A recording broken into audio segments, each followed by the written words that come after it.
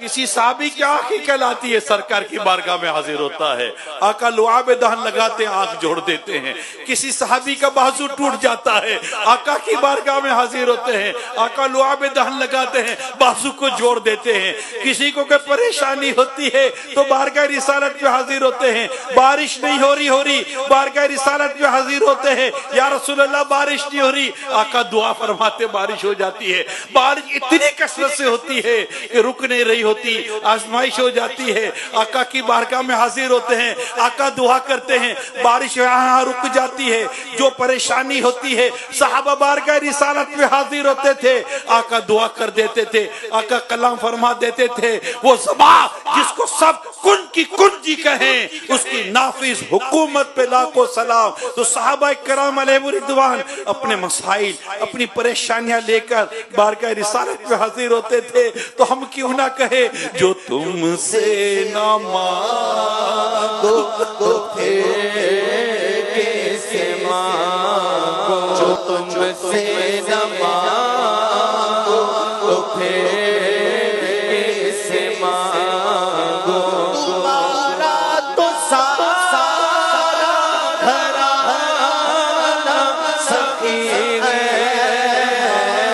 حضرت خدیجہ الکبریٰ رضی اللہ تعالیٰ نے سکی تھی، حضرت عائشہ صدیقہ رضی اللہ تعالیٰ نے سکی تھی، مولا علی رضی اللہ تعالیٰ عنہ سکی ہیں، خاتون جنت رضی اللہ تعالیٰ عنہ سکی ہیں، امام حسن مجتبی سکی ہیں، امام حسین رضی اللہ تعالیٰ عنہ سکی ہیں۔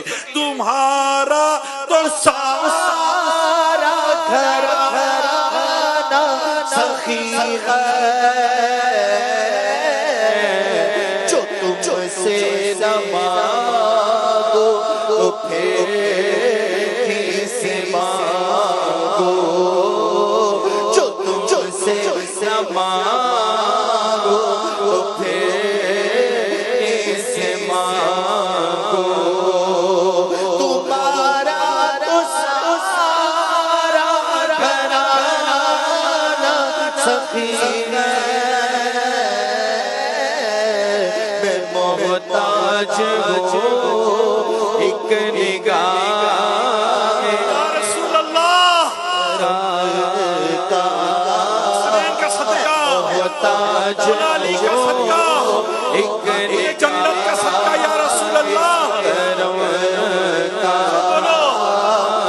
محتاج ہوں ایک نگاہ کرم۔ بس ایک نگاہ کرم کی بات ہے، ایک نگاہ کرم کی بات ہے، آقا کی ایک نگاہ کرم پڑ گئی، دنیا اور آخرت کے میرے پار ہو جائیں گے۔ جتنی پیارے آقا صلی اللہ علیہ وسلم سے بندہ محبت کرتا ہے، اتنی محبت آپ کے اہل بیت سے ہو، کیونکہ اہل بیت کو نسبت ہے سرکار صلی اللہ علیہ وسلم کے گھرانے سے، یہ گھرانہ میرے رسول کا، اتنی محبت ہوگی صحابہ کرام علیہ رضوان سے کہ یہ صحابی میرے رسول کا ہے۔ بات سمجھ رہے ہیں؟ آقا سے محبت، آقا سے پیار، آقا سے، یہ تو ہے ہی ہماری جان، یہی ہے ہی ہمارا ایمان۔ اللہ کی سرتاب قدم شان ہے یہ، انسان نہیں انسان، وہ انسان ہے یہ۔ قرآن تو ایمان بتاتا ہے انہیں، ایمان یہ کہتا ہے میری جان ہے یہ۔